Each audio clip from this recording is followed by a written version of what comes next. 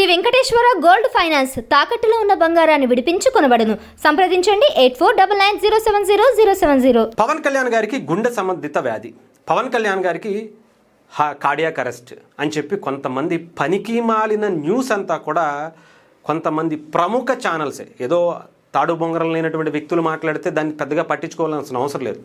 కొంతమంది ఫేక్ న్యూస్నే ప్రధానంగా పెట్టుకుని వాళ్ళ జీవితాలు గడుపుకుంటూ ఉంటారు.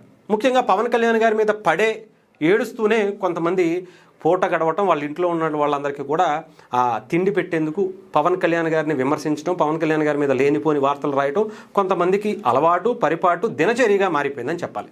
నిన్న ఒక వార్త జరిగింది. ఇది ఎవరో తాడు బొంగరం లేనటువంటి న్యూస్ ఛానల్లో ఎవరో పేజ్లో లేదంటే వీళ్ళో మాట్లాడారంటే అనుకోవచ్చు. ప్రముఖ శాటిలైట్ ఛానల్స్, తెలుగు రాష్ట్రాల్లో టాప్ 3, టాప్ 2లో ఉండేటువంటి ఛానల్స్ కూడా దిగజారుడు జర్నలిజాన్ని చేస్తున్నటువంటి పరిస్థితి కనిపించింది. నిన్న పవన్ కళ్యాణ్ గారు ఆయన మంగళగిరి కార్యాలయం నుంచి విజయవాడలో ఉన్నటువంటి ఆయుష్ హాస్పిటల్కి వెళ్ళారు. చాలా హుందాగా ఆ వీడియోలు ప్రసారం చేస్తూ దాంట్లో ఏదైతే రాస్తున్నారో పవన్ కళ్యాణ్ గారు హుటాహుటిన హాస్పిటల్కి వెళ్ళిపోయారు, ఆయనకి హార్ట్కి సంబంధించిన ఇష్యూ వచ్చేసిందంట, డాక్టర్లు ఆయన్ని పరీక్షలు చేసేస్తున్నారంట అని చెప్పి కూడా లోపల దూరిపోయి వాళ్ళే చూసేసి బయటికి వార్త స్ప్రెడ్ చేసినట్టుగా బ్రేకింగ్ న్యూస్ పెట్టేశారు. నిజంగా కనీసం ఒక ఇంగిత జ్ఞానం లేకుండా, కనీసమైనటువంటి ఇన్ఫర్మేషన్ లేకుండా శాటిలైట్ ఛానల్స్, దానికి వత్తాసు పలికేటువంటి మిగతా వాళ్ళు పనికి మాలిన జర్నలిజం అనాలి. ఇలా ఎంత దిగజారుడు అంటే పవన్ కళ్యాణ్ గారు అంటే చాలు ఎలాంటి పనికి మాలిన గాలి వార్తలైనా సరే రాసేస్తారు.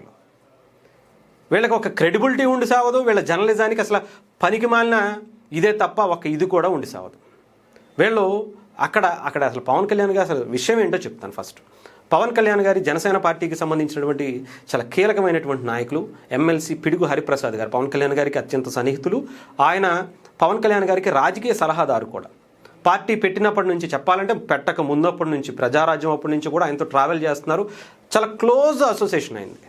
పవన్ కళ్యాణ్ గారిని ఎవరిని కలవాలన్నా అల్టిమేట్గా ఆయన దగ్గర వరకే వెళ్తుంది.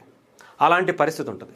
అలాంటి ఆయనకు కొంచెం హార్ట్కి సంబంధించినటువంటి ఏదో ఇబ్బంది వస్తే వెంటనే ఆయన ఆయుష్ హాస్పిటల్లో జాయిన్ అయ్యారు. సహచరుడు, చాలా ఫ్రెండ్ అనుకోవచ్చు, లేదంటే క్లోజ్ రిలేషన్ అనుకోవచ్చు, లేదంటే ఏదైనా అనుకోవచ్చు.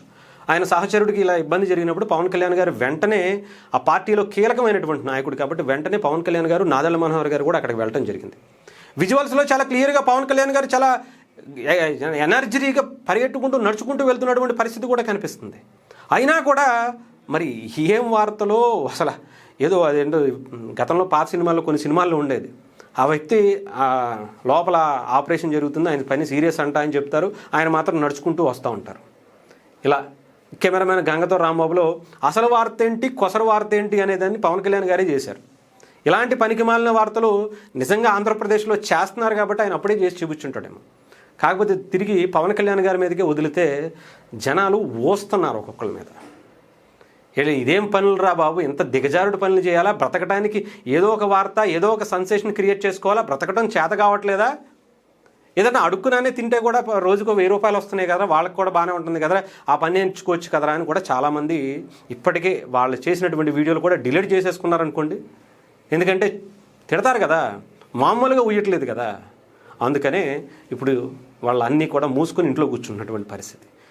చెప్పండి, మామూలుగా ఏ వార్తని వాళ్ళకి శాటిలైట్ ఛానల్స్కి రిపోర్టర్స్ ఉంటారు, జర్నలిస్టులు ఉంటారు. రిమోట్ ఏదో అడవిలోనో ఇంకొకటి ఎక్కడో ఉందో అది జరిగిందంటే అక్కడికి వెళ్ళి తెలుసుకోవడంలో కొంచెం ఇబ్బంది కాబట్టి అనుకోవచ్చు. విజయవాడ నడిబొడ్డున ఉన్నటువంటి ఆయుష్ హాస్పిటల్కి వాళ్ళ జర్నలిస్ట్ని పంపించవచ్చు, జనసేన పార్టీకి సంబంధించినటువంటి వర్గాలకు ఫోన్ చేసి అడగచ్చు, అక్కడికి వెళ్ళి హాస్పిటల్కి సంబంధించినటువంటి సిబ్బందిని అడగచ్చు, ఏం జరిగింది ఏంటి అని వాకప్ చేయొచ్చు. ఏదీ ఉండదు. పనికి మాలిన సొల్లు వార్తలు తప్ప, అన్ని అసత్యాలు తప్ప. వీళ్ళు చెప్పేయని చాలా క్లియర్గా మీరు అర్థం చేసుకోవాలి. ఇంకోసారి కనుక వీళ్ళ క్రెడిబిలిటీ ఉంది, వీళ్ళ ఛానల్స్కి ఇది ఉంది అనుకుంటే మనకన్నా పిచ్చోళ్ళు ఉండరు. ఎందుకంటే వాళ్ళు ఏది చేసినా సరే మనం నమ్మేస్తామని వీళ్ళ ఒక గట్టి నమ్మకం. అందుకనే వీళ్ళు ఎలాంటి అసత్యాలు మాత్రమే ప్రసారం చేసేటువంటిది. ముఖ్యంగా పవన్ కళ్యాణ్ గారి దగ్గరికి వచ్చేటప్పటికి వీళ్ళు అసత్యాలు తప్ప ఇంకొకటి ప్రసారం చేయరేమో అనుకుంటారు.